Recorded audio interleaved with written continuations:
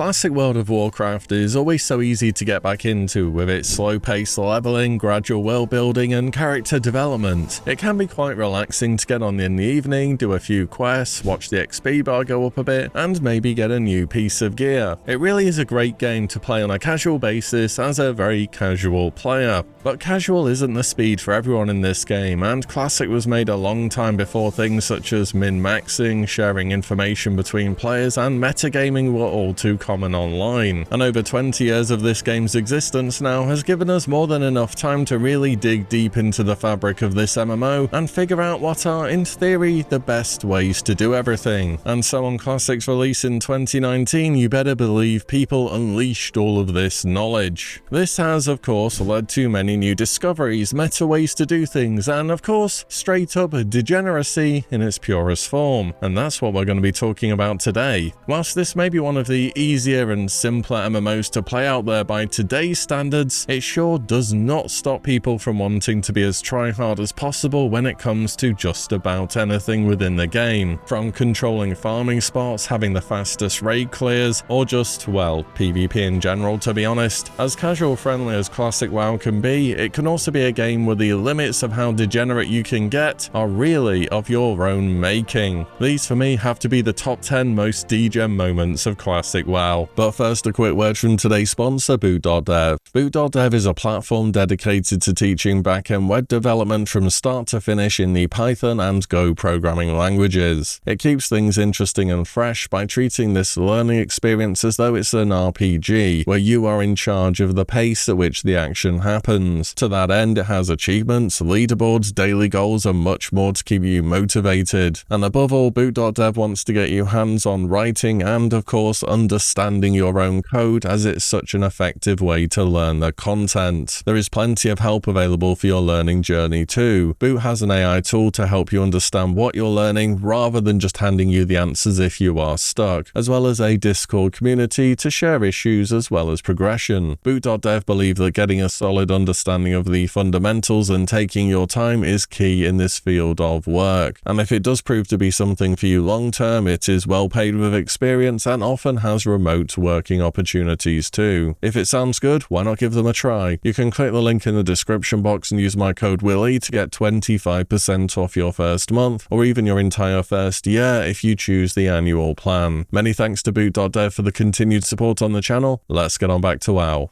Let's start with something that was pretty common during the leveling experience, and definitely towards the lower end of the DEGEN scale, because I'm sure you've already seen people spamming for these types of groups again now on the anniversary realms, and that will be for the melee and spell cleave meta for leveling. So as I'm sure you know, Classic WoW leveling is very much a marathon instead of a sprint. Even the fastest players spend multiple in-game days in Azeroth to finally achieve level 60. In 2019, there were definitely leveling guides and add-ons which would have made things much easier than they would have been in 2004, but you'd still have to be thinking ahead, checking your map, and planning where to go next. Also, layering tech wasn't as good back then, so leveling bottlenecks were common, and as a result, what did people resort to but some good old dungeon farming? And there were really two main types of farming that went on. Spell cleaves were the most popular. This was a dungeon group consisting of multiple spellcasters, mages for the most part, and usually a priest healer. Power word fortitude and shields would usually keep your mages alive even if they got hit. Their farming will be similar enough to any open world farm here, just pull in tons of elites and gradually AoE them down. Also, very early on in Classic there was a bug where you could have more than 5 people in a dungeon and not suffer the raid group experience penalty which you should have, so dungeon runs with 7 or more people were very popular. Melee cleaves were definitely a thing too, but melee AoE just can't compare with mages.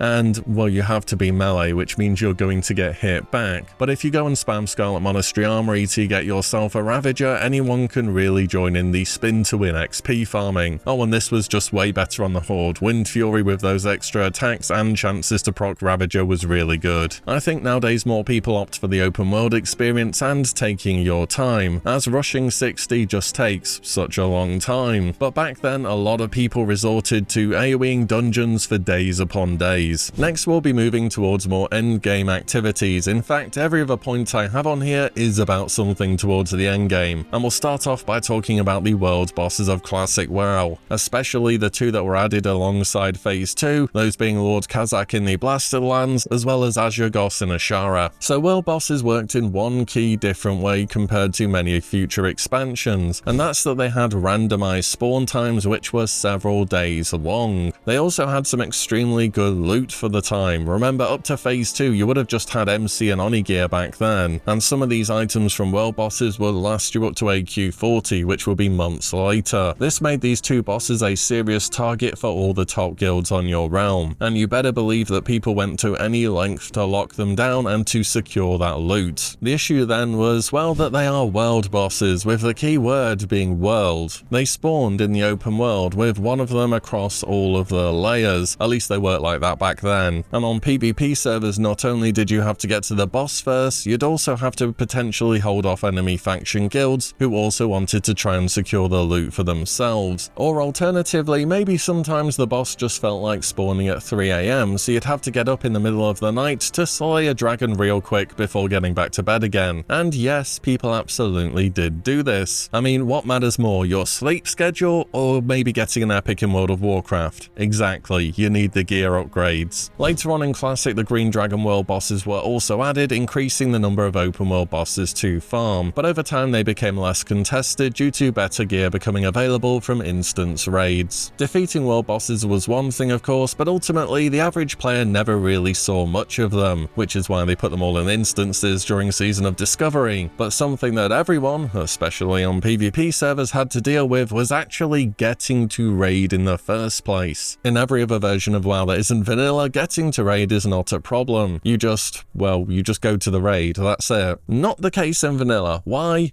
World buffs. You know, the Chronoboom Displacer to store world buffs wasn't put in the game until about 2 months or so before the TBC pre-patch, by which time all the vanilla content had been out for ages. And if you had diligently collected all your world buffs ready to raid, the last thing you were ever going to do was risk losing them by going to the raid solo. Getting to the raid in the first place was a guild-wide effort, and each raid entrance had different bits of tech that people would use to get inside safely. The raids inside a Black Rock Mountain were the hardest to get into, since safe summoning spaces were few and far between inside of there, and there were only 2 entrances to the mountain, so if you were going there at peak time, which if you're raiding, you probably are, there were also going to be a lot of enemy faction guilds doing the same. So you'd group with other guilds which you saw heading in to bolster your numbers, you'd send scouts in there in advance to check for people, and maybe even use a layering to your advantage. For me early on when I was on Gehennas, there was somebody that would multi-box dozens of shaman, back when that was allowed of course, and he would wait for a guild to go by, resurrect all his shaman, and then global about half their raid team. You had to scout him out and make sure he had just wiped before it was safe to go. For AQ40 and Naxxramas, there were also safe-ish summoning spots behind walls or near the entrance, and so much more. I did a full video on this a while ago if you want to hear about all the things people did. And oftentimes getting to the raid and the PvP that would happen was more fun and a lot more memorable than the raid itself. A classic case of vanilla emergent gameplay. Eventually I did transfer off to a PvE server though just before Naxxramas, as having to do gymnastics for every single raid with world buffs did eventually get kind of annoying. Still, getting into the raid and the coordination it needed was a big part of Classic in 2019. And Classic raiding itself ended up being a whole lot easier than what people from back in the day would have you believe. So what did people do but end up setting themselves new goals when it came to raiding, such as passing or speedrunning. And if you wanted to do well in raids, you needed to give yourself every advantage possible. One of those ways you could get ahead was simply via some good old open world farming. And in Phase 1, every physical damage dealer's prebis contained the iconic Devil Soul Leather 2 set. These items were super well itemized both for the stats they gave, which directly increase your damage, and of course you got ever near to the all-important hit cap. Devil Soul gear of course would need Devil Soul leather, and down in Ungoro, the wars would rage between different groups of players looking to skin these dinosaurs for this all-important resource. Often referred to as the Devil Saw Mafia, controlling the spawn locations and the ability to skin would mean you control how much Devil Saw leather is being brought in on your server, and this got really competitive early on. People would spend entire days in Ungoro ensuring that no competitors would be able to get tags on the Devil Saw which spawned there, and even if somebody else managed to kill one, as long as it was looted, anyone was able to skin it, meaning on PvP servers you could CC someone that had just killed one and then skin it for yourself. Rogues lurking in the shadows were very much a threat for somebody looking to solo farm Devil Saw, so these Mafia players would have to roam Ungoro in groups to ensure their tags didn't get stolen. It was definitely DEGEN, but ultimately this didn't really last for too long in the first place, as Blizzard increased the spawn rate of Devil Saw in Ungoro pretty fast, and people just began to outgear the need for Devil Saw as well, so locking them down wasn't as much of a priority. Speaking of farming, there was one area of the game where people got even more degenerate, and for way longer as well, and this is for Black Lotus. One Black Lotus is needed for each of the flasks in Classic WoW, and flasks back in Classic were just crazy with how much stats they gave. For example, a flask of Supreme Power in Classic would give 150 spell power. Just to compare, a flask of the Frostworm in Wrath of the Lich King gave 125 spell power. They did nerf Classic flasks in TBC in case you're wondering, that's why we still weren't using them. They also lasted 2 hours and persisted through death. But with all those stats to gain, you better believe that every single player raiding wanted to pop a flask to get the most out of their character, which means Black Lotus are going to be in incredibly high demand, and they definitely were. On every single server, each of the 4 zones where they could spawn, those being the Eastern Plaguelands, Burning Steppes, Winter Spring and Silithus, were camped night and day by people looking for this item. At first it was just the players who were leveled super fast who were able to get hold of them, but over time bots really began to take over and lock down the spawns. They would even have level 1 characters die on top of the various Black Lotus spawn locations just so they could track them in real time. And to be honest, I think people were also hoarding Black Lotus in pretty huge amounts, as prices for flasks ballooned way higher than they ever should have. We're talking 150 to 200 G for a single flask for each week of raiding. That's on top of all your other consumables, by the way. This is Classic WoW, pretty much everything stacks. Imagine spending almost twice the cost for your level 40 mount and its training on a consumable which lasts 2 hours. Even seeing a Black Lotus in the open world was considered lucky, and as a regular player you really had to sit down and prepare for a session which would last a few hours of roaming a zone just to maybe get 1 or 2 of them. Towards a later patch, Blizzard finally decided to increase the volume of Black Lotus spawns in the world and make them spawn a lot more often, at which point prices for this herb and consequently flasks dropped down very fast. Nevertheless, they remained a highly sought after item, and for a good period of time in Classic WoW, both botters and herbers played a minigame to find this herb, and a lot of this preparation work was done for people's ultimate objective, the raiding content. We all heard from people back in the day that Classic raids were supposed to be hard, and that well under 1% of the player base ever cleared max, and those claims were found out to be a little different than remembered, let's just say that much. All the same, for some people, speedrunning became the ultimate objective of Classic, seeing as though how progression felt as though it was a given for everyone, and realistically all the top guilds had a few runs every 2 weeks to try and push their clear times and set new records. The big reasoning for this was the Darkmoon fur buff that was added towards the mid stage of Classic, as a new NPC Sage could give you a 10% damage buff, which would of course be absolutely key in pushing new boundaries. The guilds aiming for the fastest clears would also be stacking classes heavily, and no class featured so prominently throughout Classic as the Warrior, both as head and shoulders above any other class as the best DPS and the best tank. Apparently the hybrid tax doesn't apply if you can tank or something. It wasn't irregular to see a good 24 warriors or more as part of these raiding squads either. In fact, people were stacking so many buffs that the buff cap of 32 genuinely would start to become a concern, and whilst tanks and DPS were blasting through the content, the healers had to make sure they were keeping up, and this is where there was actually quite a big divide between Horde and Alliance. With tons of gear, Holy Paladins basically didn't go oom anymore, as any heal that crit refunded 100% of the mana cost thanks to the Illumination talents, whereas with Horde and the Shaman, despite having the power of Wind Fury, could run through their mana fast. And every single melee group wanted Wind Fury, of course, so you're looking at a good 6 or so Resto Shamans per raid. And if it's a speedrun, you're not exactly stopping to drink either. So what Resto Shamans and priests on both factions, to be honest, would do is chug flask of distilled wisdom as though it was a mana potion. These flasks increase your maximum mana by 2000 when used, but if you use them at 0 mana, they would grant you that much mana instead. And also flasks had no cooldown, and you remember how much they cost when we were talking about them. This got expensive very fast. To speedrun though, you really had to be pretty degenerate, that's just the name of the game. And a lot of the preparation that went into min-maxing raids seemed extreme, but not more so than for gathering all the various world buffs. It really just has to have a mention here. Some world buffs were actually pretty safe and easy to get, such as Rallying Cry of the Dragon Slayer on Horde or Alliance, Spirit of Zandalar, and Warchief's Blessing on Horde. Others though posed problems, particularly on PvP servers. For getting Diamol tribute buffs, you would typically get summoned inside of the Diamol North instance portal, before heading inside to talk to the NPC at the end, and then doubling back to gather all your buffs. Generally this wasn't too risky, though sometimes a rogue would get feared inside the unloaded instance portal to try and gank you. Songflower's Serenade from Felwood could be more of a problem since it was well out in the open world, and also each Songflower could only be activated once per 20 minutes. But if loads of people were there and clicking it at the same time, everyone could get the buff. A safety in numbers kind of thing. Unfortunately, at the same time, both the Diamol tribute buffs and the Songflower buff were magical effects, which means that they could be dispelled, and people would legitimately level characters to the point where they unlock their dispel, such as dispel magic on priest, purge on shaman, and then purposefully tried to remove people's buffs just to annoy them so they had to go and get them again. Some people would have these dispellers die inside of enemy faction capitals, wait around for somebody with buffs to appear, then resurrect and try and dispel them. On some servers, this even got so bad that guilds offered bounties for dispelling or taking down enemy players with world buffs. It really did get that degenerate. Then again, there's the infamous gathering of Warchief's Blessing for Alliance, where you had to get mind controlled and temporarily swapped to the other faction to gather it, or even the Dark Moon Fur buff. The Dark Moon Fur only appears every few weeks and rotates between Elwyn Forest and Mulgore in Classic, which means even on PvP servers, the faction which is home to the fur will not be automatically flagged, as the territory is not contested. So you could just stand there next to the NPC and wait for an opposite faction player to appear, and basically be able to non-verbally tell them you're not going to be able to get this. People would counter this by waiting nearby the fur out of sight whilst another player queues them for a battleground. Once the battleground queue pops, you use an invisibility potion or a cloaking device or something, and then run up to the NPC that gives the buff. Pop a flask of petrification so no one can harm you, get the buff, accept the battleground queue, leave the battleground, and you'll be teleported back to where your party leader took the battleground queue from, so Stormwind or Orgrimmar. And there you go, buff acquired safely. Until people started camping outside with the PvP NPCs wearing capitals, as people with the Darkmoon Fur buff would still be flagged from being in enemy territory. And yes, people really did do this on rogues. So we're starting to get to a pretty high level of degeneracy now, and with 3 to go, the last ones are going to take stuff to a whole other level. When Phase 5 and the Gates of Anchorage was set to go live, we were due to relive a very special moment in World of Warcraft, an event which would create unique stories on each individual server across every region in the world, full of their own heroes, villains, and stories to remember. This event encapsulated the willingness for Blizzard back in the day to try things out which by today's standards seem crazy, alongside the community's newfound tendency to really min-max. And the results were legendary. Where back in the day it took weeks for the first war effort supply to be completed, in Classic it was done in a mere 14 hours. You needed to have prepared literally millions of items for this, by the way. Originally you'd have seen maybe a handful of Scarab Lords on each server, but in Classic, Fairbanks US saw 49 of them in total, and Russian server Flamegore had over 90 owners of the mount before the event was over. You couldn't even imagine 1/10 of these numbers with how realms used to be. But one of the biggest bottlenecks for individual players was actually assembling the Scepter of the Shifting Sands. This was one of the first quests in this legendary series, and it needed you to gather some 42,000 Sylphid carapace fragments in order to advance your standing with the Brood of Nozdormu reputation so you could continue the quest, which meant killing trickling a whole lot of bugs down in Silithus. Entire guilds were locked down hives where these Silithid would spawn, and Horde and Alliance would cooperate with one another to ensure that only those who had entered into an agreement would be allowed to farm freely. Collusion and drama were rampant. Really, as a more casual player, all you could do was be a soldier in the war for somebody designated to get a scepter, or just watch the drama unfold, not only on your server, but hearing of all the different happenings on servers worldwide. Everyone who took part in this event will have a story to tell which is unique to how they experienced this event. It was certainly crazy for Blizzard to try back in the day, and there's really never been anything like it since, but it certainly made moments to remember. At number 2, we have another grind. Whilst getting the scepter and farming bugs took a lot of effort, don't get me wrong, you weren't going to be doing it for months and months. The same cannot be said for our next one, which is the grind to rank 14. So I've done a full video on exactly how the PvP system worked in vanilla and all the various tips and tricks people use to abuse the system. And when you look back at it, it's crazy how many people really went out of their way to do this. In short though, rank 14 is the highest PvP rank available in Classic WoW, which will enable you to buy the best possible items. And these items, by the way, are great for both PvP and PvE.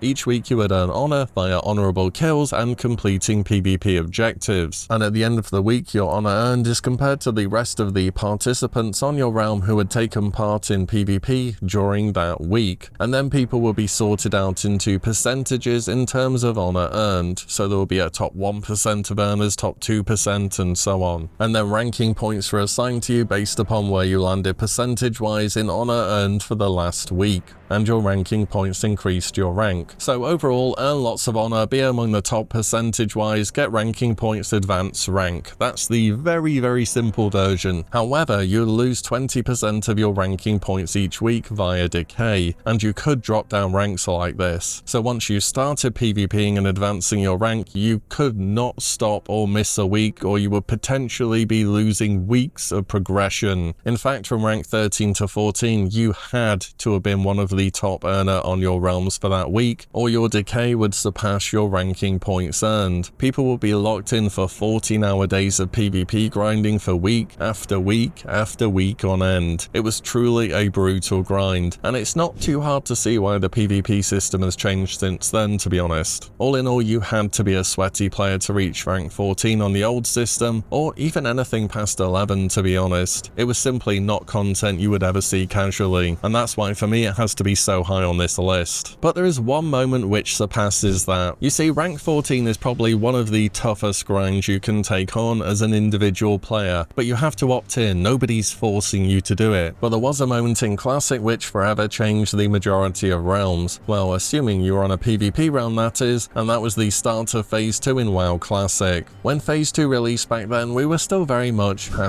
#no changes, which means we wanted things as they were back then, and we sure got that. As when the honor system was first implemented back on April 19th, 2005, it was done so without any battlegrounds in the game, which meant for our way more min-maxy player base on WoW Classic, their only option for farming honor to advance their rank was through World PvP. Now suddenly any player who was level 48 plus would grant honor to a level 60, because two-shotting somebody who's a dozen levels below you is very honorable. So if you were still leveling at this point in time, you would legitimately become hunted non-stop by max-level, highly geared groups of organized players who will be on all day, every day. Every single endgame leveling zone instantly became unplayable as people sought to gain honor. Remember, you have to be in the top percentage of honor earned to get the most ranking points to advance your rank. So the limit on how much honor you need is, well, there isn't one. So farming level 52 players over in Western Plaguelands was what you should have been doing. We even saw the return of South Shore versus Terran Mill. If you were a faction minority on your server, you really felt it as well. You were like a walking bag of honor points that people had their eyes on non-stop. In fact, a trip from the Searing Gorge flight path to Blackrock Depths could take you a good 20 to 30 minutes, where each time you would res, gain a few more meters, and then be sent back to the graveyard. Things got so bad and some people were so desperate to farm honor that ganking in capital cities started to happen. Rogues would be lurking in areas without guards nearby, and mages would go a Pom Pyro spec, resurrect, one-shot somebody, run back, and repeat for hours,